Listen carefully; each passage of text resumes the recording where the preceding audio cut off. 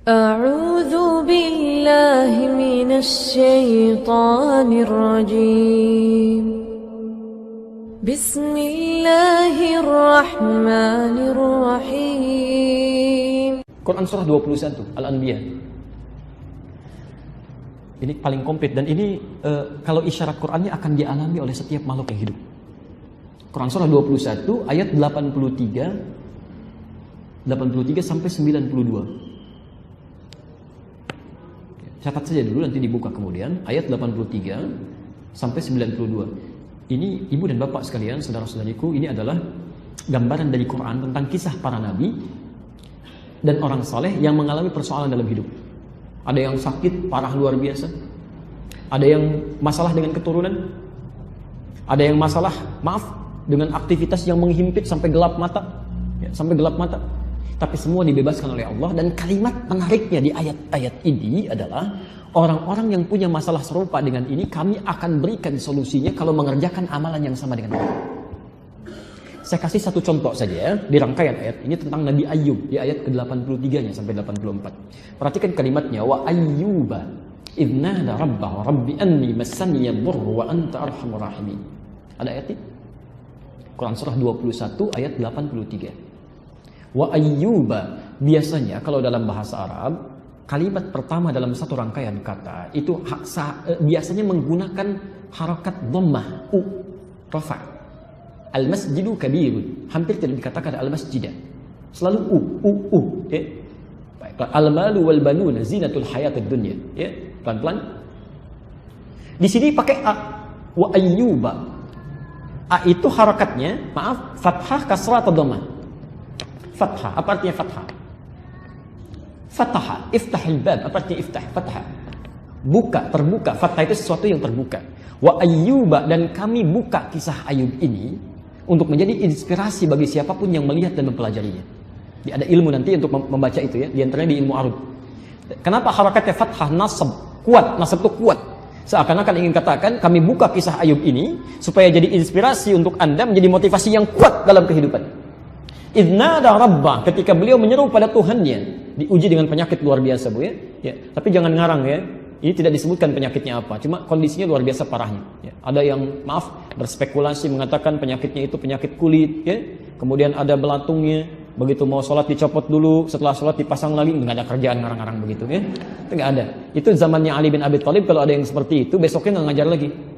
Itu cerita-cerita yang muncul di masyarakat yang tidak ada sumbernya. Jangankan hadis sahih, hadis palsu aja nggak ada. Tidak ada. Itu karangan Israiliyat yang kemudian dipopulerkan kembali. Taib. Penyakitnya luar biasa, cuma diisyaratkan tidak pernah, mohon maaf, dialami oleh orang sebelumnya dan tidak akan diderita oleh orang setelahnya.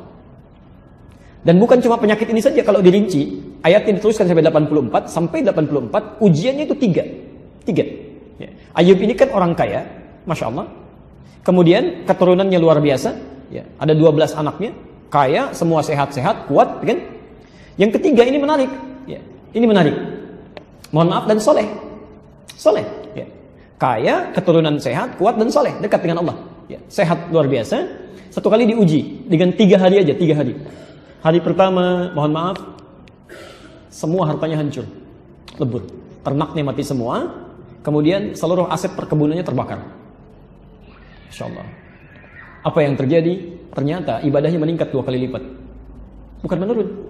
Ayo kami uji ini untuk contoh bagi manusia. Engkau kaya luar biasa, banyak aset saya hancurkan sekarang. Apakah akan turun ibadah? Tidak. 2 kali lipat. Ada nabi, rasul, Masya Allah, surganya jelas.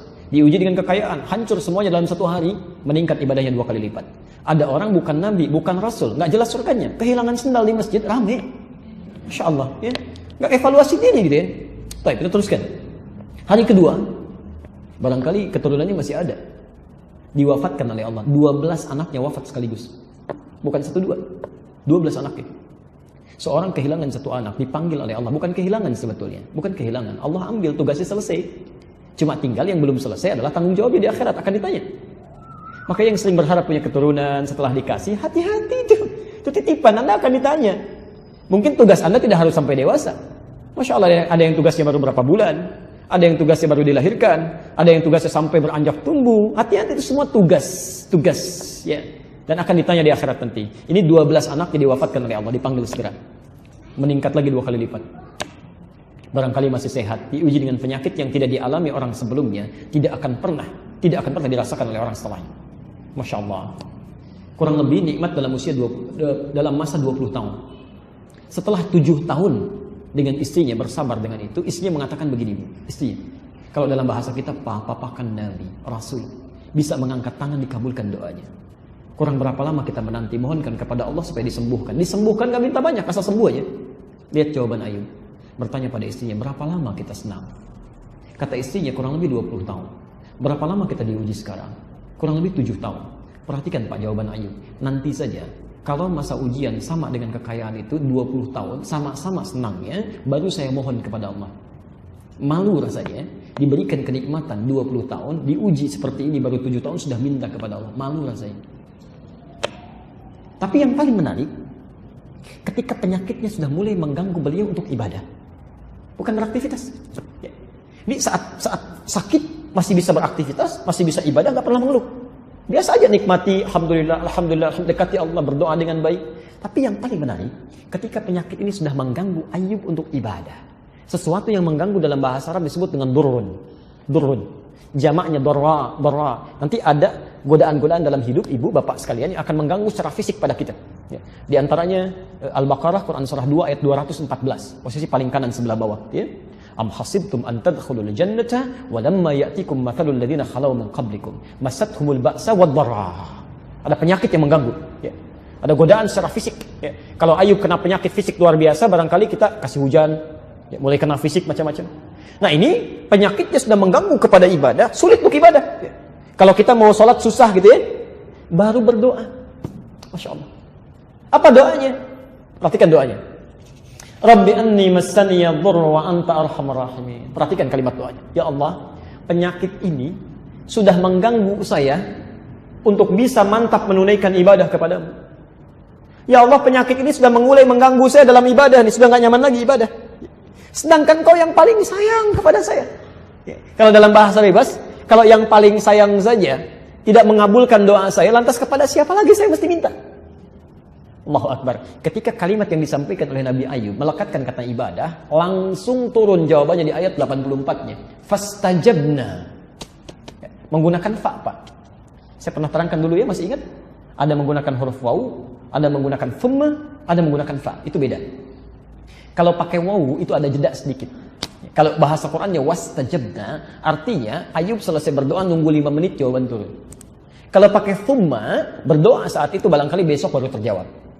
Tapi kalau menggunakan fa, itu artinya tidak ada jeda. Selesai berdoa, seketika jawaban turun. Fastajabna lahu. Fakashafna ma bihi min dhurrin. Kami langsung jawab doanya, kami sembuhkan dia. Bukan cuma disembuhkan saja. Masya Allah, ternyata, Masya Allah setelah sembuh ini, apa yang terjadi? Tadi kan anaknya berapa? 12 kan? Setelah sembuh, kemudian istrinya mengandung lagi. Setiap kali mengandung, kembar, sampai mengandung 12 kali, lahir 24 anak. Wa atainahum mithlahum wa ma'ahum. Ya. Kami berikan kembali keluarganya yang hilang kemarin. Wa mithlahum ma'ahum, dan semisal mereka sama persis jumlahnya. Ya, yang semula merasa kehilangan 12 anak dikembalikan 24 anak. Ya, kebiasaan orang-orang pada saat itu, karena Ayub ini orangnya baik, dekat dengan sekitaran, begitu mendengar sembuh, ini kebiasaan mereka mengunjungi. Kalau dalam berkunjung itu bawa sesuatu. Maka Masya Allah sekampung kunjungi Ayub. Begitu datang kasih ini. Begitu selesai ternyata kekayaannya meningkat 2 kali lipat dari sebelumnya. Anda bisa bayangkan. Tapi yang paling menarik, di ujung ayatnya ditutup, demikian pula kami akan berikan pada orang-orang beriman.